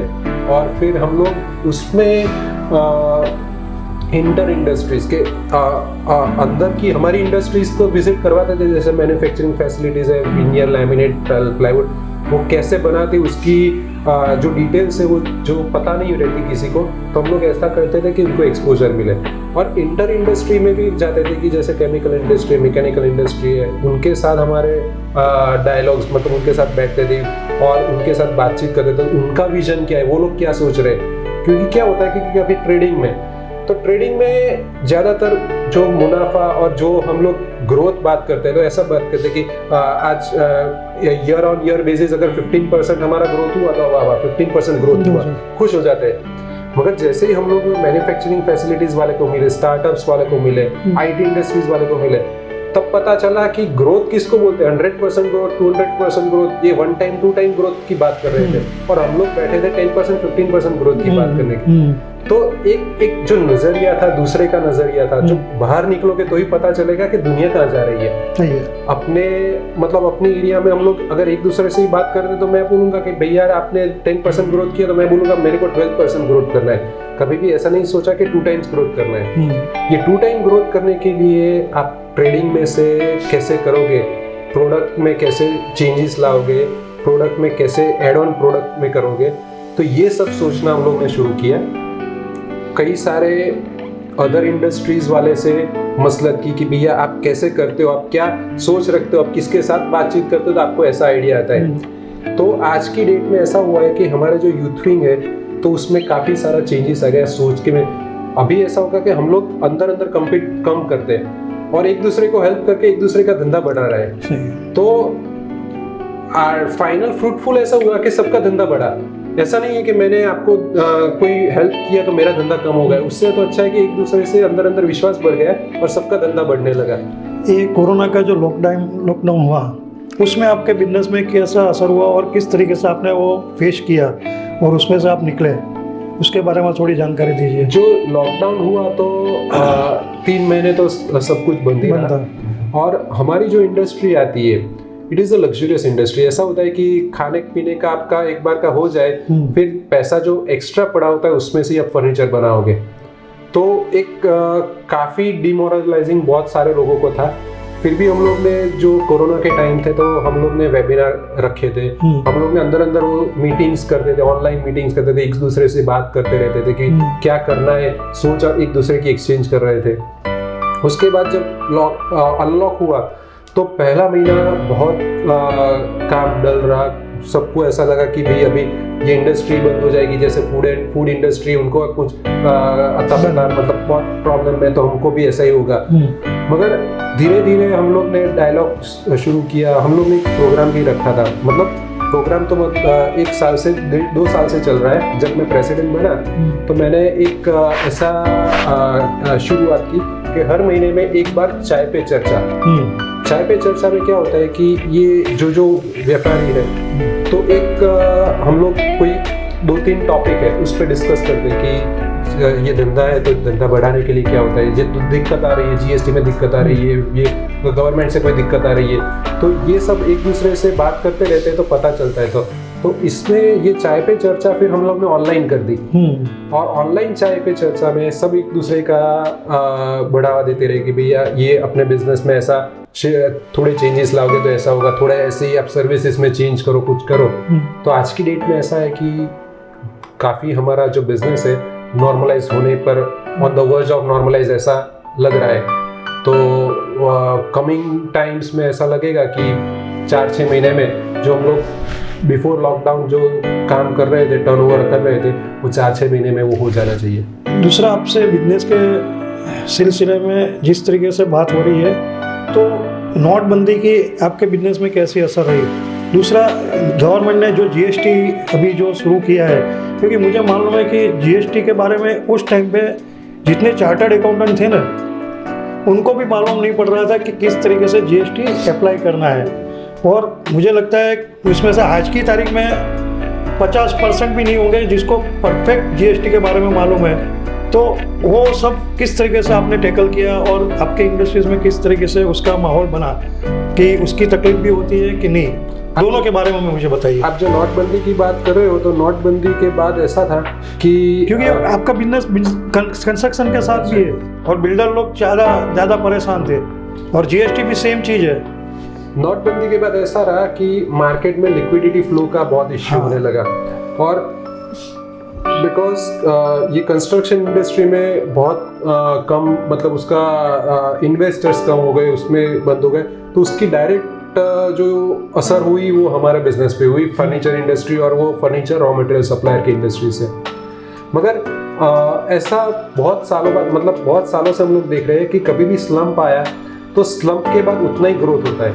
बिकॉज एक ऐसा था कि नोटबंदी आ गई तो आपके पैसे चले नहीं गए, आपके पैसे आ गए, आपने उसको इन्वेस्ट किए कहीं पर, सूरज आता है मगर फिर उठता तो है ही। हाँ, पैसा आपके हाथ में नहीं है मगर अकाउंट में है या इन्वेस्टेड है कहीं पर। तो 6 महीना के बाद, 12 महीने के बाद वो फिर से नॉर्मलाइज हो गया और सबका काम अच्छी तरह से शुरू, मतलब स्टार्ट होने लगे। और अगर आप उसका जो फिगर्स देखते हो तो जितनी करेंसी अंदर की उतनी करेंसी बाहर आई। तो मतलब किसी ने अपने जेब से पैसे, जो अपने न्यूज़ मतलब रोटेट होती थी अपने व्हाट्सएप ग्रुप में कि ये नदी में इतने सारे पैसे नोट मिले, तो कोई ने वो डाले नहीं, अपने कोई नहीं डाले, वो तो एक फेक न्यूज़ थी या फिर वो नकली नोट होगी। तो ये, और जो जीएसटी की बात कर रहे हो, जीएसटी एक बहुत सीरियस मैटर है बिजनेसमैन के लिए, क्योंकि आप देखोगे कि जीएसटी 2017 में आया, 2017 से आज 2.5 साल में मोर देन 500 नोटिफिकेशंस और अमेंडमेंट्स, राइट। तो ऐसा है कि आप चेंजेस लाते हो, लॉस चेंज करते हो, तो वो एक प्रोफेशनल्स है, जो चार्टर्ड अकाउंटेंट्स है, जीएसटी प्रैक्टिशनर्स है, उनको भी वो याद रखने में दिक्कत रहती है। तो एक जो छोटा धंधा आदमी कर रहा है उसको कितनी तकलीफ, उसको इतनी, आज ऐसा है कि इन जो सिंप्लीफाई प्रोसेस सिंप्लीफाई होना चाहिए, उसकी बजाय इतने सारे उसमें डिटेलिंग्स, ये वो, इसमें आप टाइम पर नहीं भरते तो उसका आपको पैसा भरना है, ये वो। कभी कभी क्या होता है कि आप अपलोड रिटर्न करने जाते हो और नेट कनेक्टिविटी नहीं हुई, अगर 12 o'clock उसका रात को लास्ट टाइम है, तो कनेक्टिविटी नहीं मिली तो आपका पैसा उसमें आपको भरना पड़ता है, सर्वर डाउन हो जाता है, ऐसा वगैरह होता है। मतलब ये एक गवर्नमेंट के पास एक बहुत बड़ी चैलेंज है कि कैसे छोटे व्यापारी, मतलब कॉर्पोरेट से जो बड़ी बड़ी कंपनीज है, उसको, उसके पास तो खुद के प्रोफेशनल्स है, मतलब कितने भी सारे अकाउंटेंट्स और पूरी टीम रहती है, मगर जो छोटा आदमी है, आप समझ लो दुकान लेके बैठा है, तो उसका टर्नओवर साल भर का 50 लाख से करोड़ के हिसाब से उसका छोटा आदमी हम गिनते कि नॉर्मल दुकानदार होता है। अगर ट्रेडिंग में आप गिनो जो हिसाब से आपका प्रॉफिट मार्जिन है, तो वो अकाउंटेंट भी अफोर्ड नहीं कर पाता। सही है। वो अपना घर चलाए या अकाउंटेंट डाले। अगर अकाउंटेंट नहीं होता तो उसको आप कितनी सारी डेट्स याद रखनी होती है, और वो डेट्स भी बदलती जाती है, और उसके पास क्लाइंट भी 4 महीने पहले जो डेट होती है वो 6 महीने के बाद नई डेट्स आ जाती है कि अभी ये फाइनल डेट्स, ये रिटर्न फाइल मुझे लगता है अभी हर महीने कर दिया है ना, वो जीएसटीआर 3B, उसको आप टैक्स हर महीने भरना होता है। और उसका जो एडवांस टैक्स होता है कि भी नहीं, जो मटेरियल जाता है उसके बाद, जो मटेरियल आप बेचते हैं और जो मटेरियल खरीदते हैं उसके डिफरेंस का आपको भरना रहता है। मगर अभी जो नया नोटिफिकेशन आया है, अगर वो सामने आपका आईटीसी मैच नहीं हो रही है, मतलब जिससे आपने माल खरीदा उसने अगर रिटर्न नहीं भरा, तो आपके आईटीसी में इनपुट टैक्स क्रेडिट वो नहीं दिखेगा। तो आपने उसको पैसा दे दिया, फिर भी वो जीएसटी आपको भरना है उसका। वही तो। और फिर नेक्स्ट मंथ अगर वो भरेगा तो आपको वापस मिलेगा। तो ये एक ऐसी चीज है कि गवर्नमेंट को ये देखनी चाहिए, क्योंकि क्या होता है कि गवर्नमेंट का नजरिया ऐसा होता है कि पैसा खींच लो व्यापारी से, उसको रिफंड मांगना है। कभी भी ऐसा नहीं होता कि अगर आप रिफंड मांगने जाते हो तो आपको पता है सरकारी ऑफिस में रिफंड मांगना मतलब कैसा होता है कि अपने ही पैसे की भीख मांगनी है। क्योंकि मैं ये डिस्कशन इसलिए कर रहा हूँ कि हमारे गुजरात के अंदर छोटे छोटे व्यापारी बहुत लोग हैं और उनके पास कैश फ्लो बहुत कम रहता है, और कैश फ्लो कम होने से ये जो सिस्टम है उसमें बहुत दिक्कत आती है। मैं आपको बात बताऊँ कि सूरत में कपड़ा उद्योग है, कापड़ उद्योग, उसमें सब लोग ने विरोध किया था। उसके लिए किया था कि भी जो जीएसटी भरना है वो एडवांस में भरना है, इतना कैश फ्लो नहीं है, दो नंबर का ज़्यादातर वहाँ होता है। तो ये सब समझना जरूरी है, इसीलिए मैं आपसे ज़्यादा डिस्कस कर रहा हूँ, क्योंकि आप एक बड़े बिजनेसमैन हो और टिम्बर मर्चेंट एसोसिएशन के प्रेसिडेंट हो। तो उसके ज़रिए से मैं दर्शक मित्रों को यही बताना चाहता हूँ कि आप भी कुछ ऐसा प्लानिंग करिए कि आपको भी दिक्कत नहीं है, एडवांस में भी प्लानिंग करिए, तो आपका जो बिजनेस है अच्छी तरीके से भी चला सकते हैं, कुछ भी तकलीफ नहीं आएगी। अभी हम आपके साथ बात करेंगे थोड़ा एंटरटेन के लिए कि आपका फिल्म आइकॉन हीरो कौन है? मेरा film icon I like Hrithik Roshan. Hrithik Roshan जो यंग, एकदम यंग, वो हमेशा यंग ही दिखता है, आप देखिए। हाँ, इसीलिए तो उसको Greek God, world icon, Greek God बोलते हैं। मुझे लगता है वर्ल्ड आइकॉन के ऐसा कुछ उसको विरोध मिला है, उसको क्या बोलते हैं मुझे मालूम नहीं है, मतलब क्योंकि मैं one of the most handsome, ऐसा कुछ उसको बोलते हैं। काफी अच्छा उसका मतलब बॉडी लैंग्वेज है, ही इज बहुत अच्छा डांसर है। और उसका एक माइनस पॉइंट ये भी है, उसका जो मैरिज लाइफ है वो सक्सेस नहीं हुई और रुझान से उसका डाइवोर्स हुआ, और इंडिया के अंदर सबसे महंगा डाइवोर्स शायद उसी का ही है, और आज वो शायद मुझे लगता है साथ में भी होने की बात चल रही है, ऐसा कुछ सुना है। तो उसके बारे में आप जानते हैं कि नहीं? वो जानते हैं, मगर उनकी वो पर्सनल आपका आइकॉन है, और उसकी वाइफ भी इंटीरियर डिजाइनर है सुजान खान, तो उसको हम काफी फॉलो करते हैं। मगर उसकी पर्सनल लाइफ है, उसको क्या दिक्कत है, अगर वो साथ में रहते हैं तो वी आर हैप्पी कि उसके किड्स और उसके लिए भी बहुत अच्छा है। दिखना चाहिए। मैम, आपका कोई मीन्स हीरोइन वगैरह, एक्ट्रेस वगैरह कोई आइकॉन में होगी? दीपिका पादुकोण या क्यों? बस एकदम प्रकाश पादुकोण की जो लुक है वेरी सिंपल, उसके हाइट वगैरह है, हाइट अच्छी है, स्ट्रक्चर, और उसको पिक्चर भी अच्छा मिला इसलिए। Not exactly but I like. अच्छा, आपको उसकी कौन सी फिल्म पसंद आई?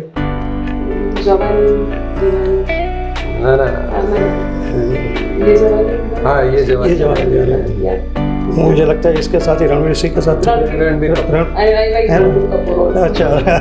वेरी क्यूट पैर। हाँ, नहीं सही है, वो भी बहुत अभी यंग जनरेशन में ये सबसे ज़्यादा आइकॉनिक है रणबीर कपूर जी। आपका सिंगर्स फेवरेट कौन सा है? पुराने गीत ज़्यादा पसंद करते हैं या नए जो सिंगर है उनके गीत? सिंगर्स तो मुझे म्यूजिक बहुत पसंद है, तो सिंगर्स में तो म्यूजिक का जो मीन्स अपन बोलते हैं उसका भी नाम दे दीजिए, म्यूजिशियन का भी, तो दोनों साथ में आ जाएगा। अगर आप म्यूजिशियन बोलते हो तो ए आर रहमान बहुत वर्सेटाइल और वेरी गुड कंपोजर, और सिंगर में Kishore Kumar all time favourite, और आज के दिन में अरिजीत सिंह तो काफी अच्छे, दोनों सेम वॉइस ऑफ, मगर दोनों की सिंगिंग स्टाइल काफी डिफरेंट है, तो इसलिए ऐसा बोलते हैं कि दोनों को आप सुन लीजिए तो पूरा पैकेज आ जाता है। मगर एक बात है कि किशोर कुमार जो है वो जैसे मंडा डे है और रफ़ी साहब है, वो शास्त्रीय संगीत से जुड़े हुए और बेसिकली उनसे ज्ञान लेकर वो सिंगर बने। किशोर कुमार वो नहीं है। मैंने सुना है Kishore Kumar is not a trained singer, not, वो ऐसा ही बन गए। हाँ, उनकी खुद की एक भगवान ने दी हुई कि सिंगर, मतलब, और इसीलिए वो अपनी सिंगिंग, वो जो उनकी शैली थी, तो ही केप्ट ऑन चेंजिंग, वो अंदर से बदलते इम्प्रोवाइज करते रहे। काफ़ी सारे मैंने इंटरव्यूज देखे थे तो कंपोजर्स के, तो बोलते कि किशोर जी गाते गाते अपने आप इम्प्रोवाइज कर देते थे, और ये जो युडली था तो उन्होंने इम्प्रोवाइज किया था, और आप देखिए कि युडली कैसे।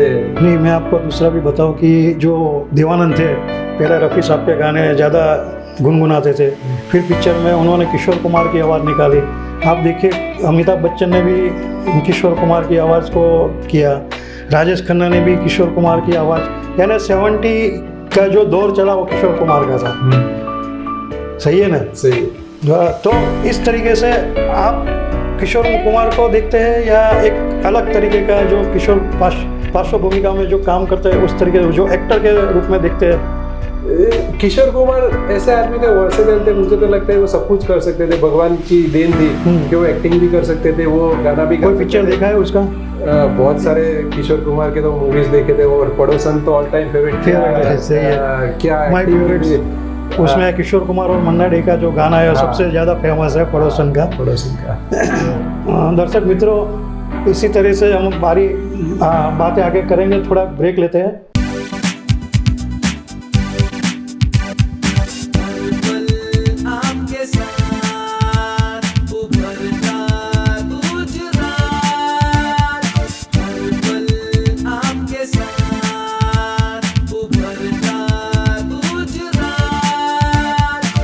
वेलकम बैक दर्शक मित्रों। कहानी आगे सुनते हैं और उन्हीं की जुबानी से सुनेंगे। अलग भाई, मैं जानना चाहूँगा कि बिजनेस के लिए आपका फ्यूचर प्लानिंग क्या है और उसके लिए फ्रेंचाइजी वगैरह सोचा है कि किस तरीके से आपने प्लानिंग किया हुआ है? क्योंकि मिडिल क्लास पब्लिक, मुझे लगता है कि इंटीरियर डिज़ाइन का नाम या कोई वुडन को सब मटेरियल्स उसको लेना है तो महंगा बहुत होता है, वो सोच होती है। तो आपको किस तरीके से उसको देखे थे? जैसे हमारे दोनों वर्टिकल्स है, एक तो टिम्बर ट्रेडिंग और एक डिज़ाइनिंग फर्म।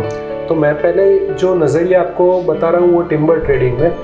तो टिम्बर ट्रेडिंग में जो भी नया आना चाहता है, हमसे जुड़ना चाहता है एज अ फ्रेंचाइजी या कुछ भी, तो हमारा एक जो पॉलिसी है, कंपनी पॉलिसी, कि quality always matters, quality comes first.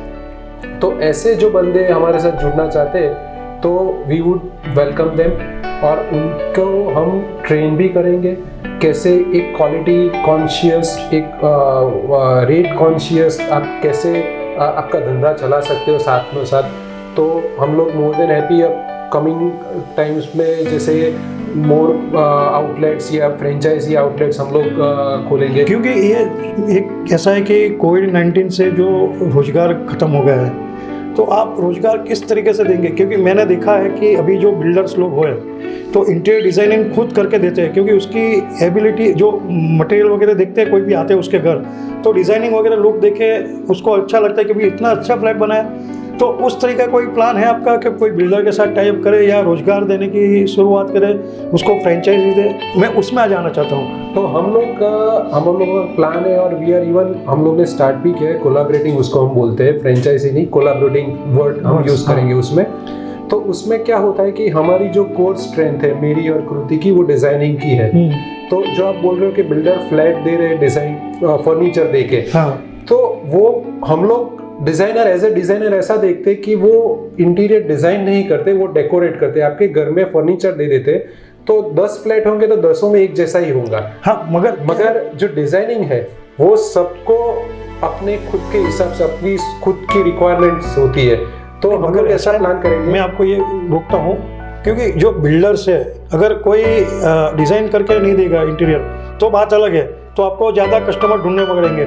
मगर अगर एक ही बिल्डर के पास अगर कोई फ्लैट बनता है, मुझे लगता है कि 50 या 100 मकान होंगे, तो इतना बड़ा अगर कॉन्सेप्ट मिल जाता है तो उसको आप टेक ओवर नहीं करेंगे या उसको काम करने के लिए सोचेंगे? श्योर, हम लोग जैसे अभी जैसे बिल्डर्स है तो उनके सैंपल अपार्टमेंट्स है वो हम लोग डिज़ाइन करते ही हैं और काफ़ी किए, तो उसमें से हमको लीड्स मिलती है, नए काम भी मिलते हैं। और आपकी जो बात है तो उसमें एक फिक्स डिज़ाइंस होती है, तो वो भी हम वी आर ओपन कि हम लोग कोलैबोरेट बिल्डर के साथ कर सकते हैं। हम लोग एक ओपन और भी है कि ऐसा माना जाता है कि इंटीरियर डिज़ाइनिंग पैसे वाले ही करवा सकते हैं, अपना फ्लैट घर डिज़ाइन पैसे वाले ही करा सकते हैं। तो हम लोग ये सोच बदलना चाहते हैं कि इंटीरियर डिज़ाइनिंग आपका फ्लैट हो, ऑफिस हो, फैक्ट्री हो, कुछ भी हो, हम लोग आपके बजट में, मिनिमम बजट में हम लोग वो डिज़ाइन कर सकते हैं। We are not price conscious, ऐसा नहीं है कि इतने पैसे होंगे तो ही कर सकता है।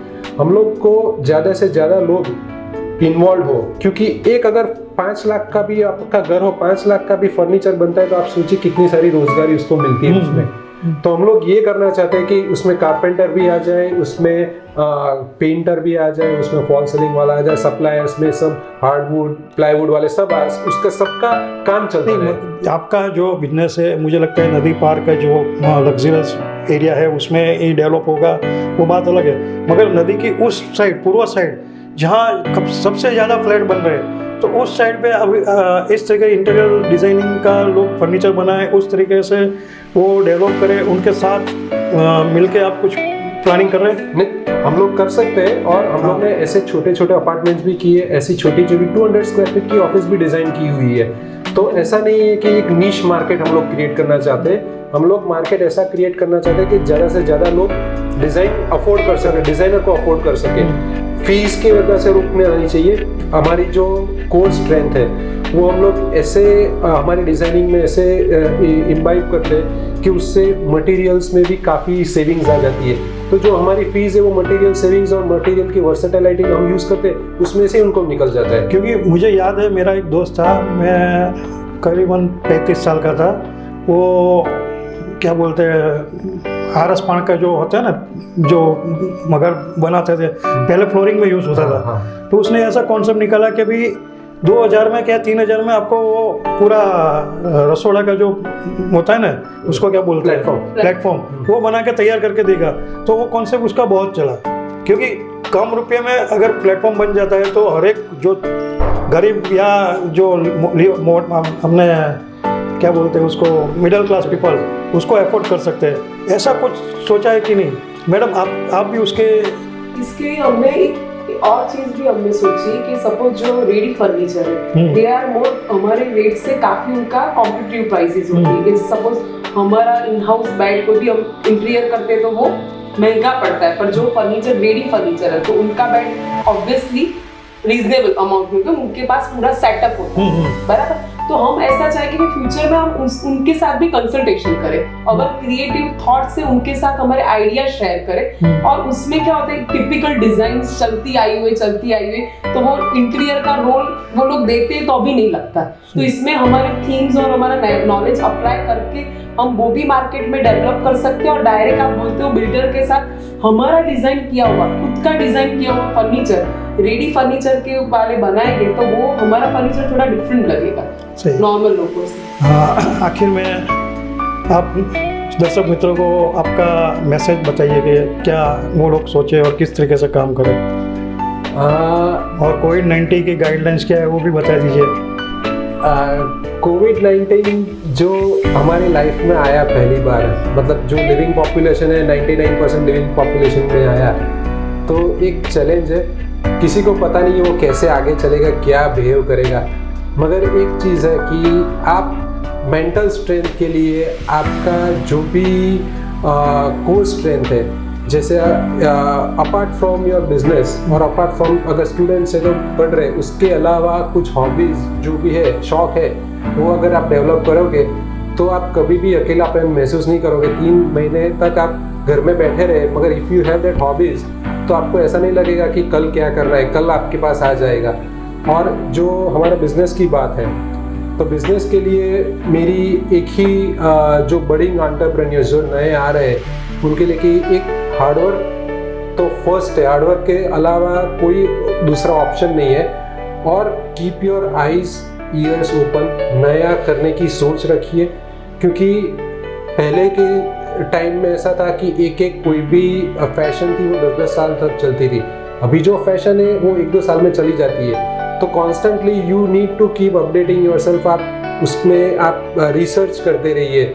हम लोग, मैं और कृति दोनों, अपार्ट फ्रॉम हमारे ऑफिस का काम से हिसाब से भी हम लोग रिसर्च हमारा चालू ही रहता है। हम कहीं भी जाते हैं, कोई भी नया तो मटेरियल एक्सप्लोर करते रहते हैं। और कृति अपनी क्रिएटिविटी में भी वो मटेरियल इम्बाइब करती है कि कैसे ये मटेरियल हमारी क्रिएटिविटी में, तो उसका एक फ़ायदा एक और भी है कि अगर जो मटेरियल है वो इतना महंगा, जैसे आप सिंपल पत्थर की बात करो तो इटालियन मार्बल सबसे महंगा बोला जाता है। तो आज हमारे ऑफिस में हमने कहीं पर भी इटालियन यूज़ नहीं किया, मगर जो पत्थर की यूज़ किया है वो इटालियन जैसा दिखता है, तो वो 1/10 ऑफ इटालियन कॉस्ट है। तो आप मटेरियल एक्सप्लोर करते रहिए, तो आराम से आप जो बात हुई है अभी की एफोर्डेबल डिज़ाइनिंग, एफोर्डेबल मटेरियल्स, तो आप ऑटोमेटिकली आप दे सकते हो उनको। आपको कांटेक्ट करना है तो किस तरीके से करें, और एड्रेस वगैरह फ़ोन नंबर भी आप ही बता दीजिए, फिर मैं मैम के साथ आता हूँ। हमारा जो इंटीरियर डिज़ाइनिंग का वेबसाइट है www.akrutiinterior.com, और जो हमारा मोबाइल नंबर है वो कृति का 9824339666 और मेरा है 9327012302। किसी को भी अगर कुछ भी नॉलेज के लिए कुछ भी पूछना हो तो you can reach us directly, we are more than happy to help you out. और जो कोलैबोरेशन करना चाहते हैं तो यू आर ऑल्सो वेलकम। तो आगे हम लोग ऐसा सोच रखते हैं कि जितने ज़्यादा लोग कोलैबोरेट करेंगे उतना ज़्यादा अपॉर्चुनिटीज़ हम अपने समाज में दे पाएंगे और उतना अच्छा काम लोगों को दे पाएंगे। मैम आप कुछ मैसेज देंगे? अगर ये जैसे बताया वो बहुत जरूरी है कि कीप योर आईज ओपन, आप जहाँ भी जाते हो, अभी पहले क्या था कि मार्च के पहले हमारी खुद की बातें होती, इतने सारे काम थे कि कई बार क्या होता कि इतना सोचने का जो बफरिंग टाइम हो वो नहीं दे पाते। सपोज प्रोजेक्ट खत्म हो जाता तो कई बार आर्टिफैक्ट 2 महीने बाद लग पाते, क्योंकि वो हमारे पास भी कोई हिसाब से टाइम नहीं क्लाइंट, पर अभी अपने पास बहुत अच्छा टाइम चल रहा है। तो सबको ऐसा है कि मटेरियल स्टडी, मटेरियल को एक्सप्लोर करना, वुड के साथ स्टोन का भी कॉम्बिनेशन हो सकता है, वुड के साथ रेजिन का भी कॉम्बिनेशन हो सकता है। तो हम ऐसा चाहते हैं, अभी हम लोग जो कर रहे हैं कि अभी क्रिएटिविटी का फुल टाइम है। हमने हमारे स्टाफ और जो भी हमारा काम कर उनको भी बोल दिया कि लाइक अगर ऑफिस कोई भी सिचुएशन है, वी आर ओपन। हमें और इसमें हमें जो भी क्रिएटिव तरीके से अपनी जितनी क्रिएटिविटी वो यूज करके फर्नीचर में डाल के उसको एक्सप्लोर करना है। कैसे फर्नीचर होते तो टिकवुड के होते, टिकवुड के साथ अपने खुद के आर्टिस्ट के बनाए पेंटिंग भी उसके साथ डाल सकते हैं, लाइक दैट। तो that type of creative work हम अभी एक्सप्लोर ऑलरेडी करना चालू कर दिया है हमने ऑलरेडी, कि जो अभी तक हमारी साइट में हमने नहीं किया वो एक्सप्लोर अभी भी हम लोग, अभी टाइम है तो हम लोग वो भी कर रहे हैं। हाँ, तो दर्शक मित्रों, ये थे अलग भाई और कृति मैम, जिनके पास से उनकी जुबानी से उनकी कहानी सुनी। आप लोग को भी मैसेज मिला होगा कि किस तरीके से हस्बैंड वाइफ अपना बिजनेस संभालते हैं और घर भी संभालते हैं, जिस तरीके से आगे बढ़े। और आज की तारीख में छोटी उम्र में जो टिम्बर मर्चेंट एसोसिएशन के प्रेसिडेंट भी बने, वो काबिल तारीफ है। आपको यही सीखना है कि ऐसा नहीं है कि आप बाल सफ़ेद हो जाए और प्रेसिडेंट बने, मगर एक आज की डेट में जो नया आइकॉन है, यूथ आइकॉन, उसको मैसेज देना चाहते हैं कि किस तरीके से आगे बढ़ना चाहिए। तो जीना इसे कहते हैं। ये कार्यक्रम समाप्त करने से पहले मैं आपसे विदा लूँगा। अगले प्रोग्राम में नए शख्सियत से मिलेंगे। जय हिंद। नमस्ते। नमस्ते। नमस्ते। आज मैं दर्शकों से ये कहना चाहता हूँ कि आप हमारे साथ कोलैबोरेट कीजिए, जुड़िए हमारे साथ। अगर आप क्रिएटिव है, अगर आप मार्केटिंग में एक्सपर्ट है, आपके पास कोई हुनर है और हमारे साथ कोलैबोरेट करके, हमारे साथ आर्टिशियन है, अगर आपके पास कोई हुनर है तो आप आइए हमारे साथ जुड़िए। हम लोग अपने हिसाब से, अपना जो एक्सपीरियंस है वो हिसाब से आपको हेल्प कर सकते हैं। आप हमारे बिजनेस में हम आपको हेल्प कर सकते हैं। आप अगर हमारे जो बिजनेस मॉडल है उससे भी जुड़ सकते हो और ज़्यादा से ज़्यादा लोगों के साथ आप काम कर सकते हो। ये एक आज का जो युग है वो कोलैबोरेशन का है। आपकी स्ट्रेंथ, हमारी स्ट्रेंथ, वो जोड़ के आज आगे बढ़ना है सबको। और हमारा एक ही मोटो है, सबका साथ सबका विकास। अभी ये जो पेंडेमिक सिचुएशन चल रही है, आप घर पे बैठे हो और आपके पास कोई बिजनेस अपॉर्चुनिटी आपको चाहिए, तो आप हमारे पास डायरेक्टली कांटेक्ट कर सकते हो। हम आपको राह देंगे और आपको अच्छी गाइडलाइन देंगे, तो आप बिना झिझक हमारे पास आ सकते हो। Thank you.